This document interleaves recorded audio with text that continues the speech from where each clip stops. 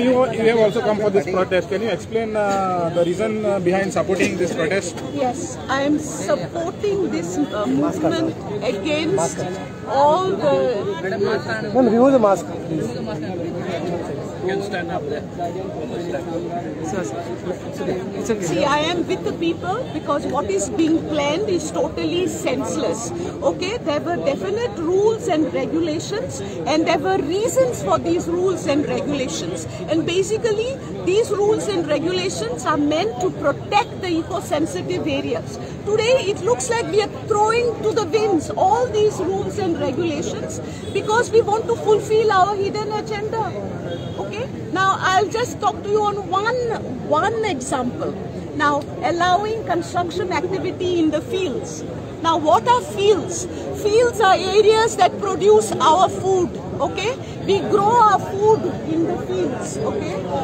Fields also act as water reservoirs. If you look during the rainy season, the water collects in the fields, okay? When it rains, the fields get filled up and the roads slowly dry up. Why? Because the water is being held in the fields. Now, if you're going to fill up our fields, they say, no, elevated land. What do you mean by elevated land? Right now, illegally, fields are being elevated with all the debris that is in. Okay? So we are going to construct there in the fields. Why? Another very important point that the government has to keep in mind is the carrying capacity of the state. How big is our state? How much can it contain? Look at what is happening at the moment. Population is increasing. Look at the accidents that have taken place. Okay, I am told that construction activity, rampant construction activity will be allowed. Now, for what?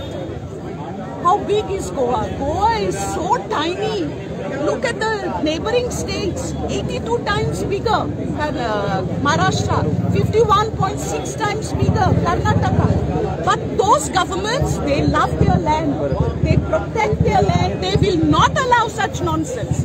I think our request, we have all gathered here today to appeal to the government of the day to stop, this total destruction of Goa. Okay? Think of the people of Goa and stop this nonsense. I think government has to pay heed to the request of the people because ours is a democratic system. A government of the people, for the people and by the people. So if people oppose, then government has to listen. Madam, you have been part of this government earlier, the BJP government. So what is the difference when you were part of the government and now? Fortunately, when I was in the government, such major moves to destroy the environment was not there.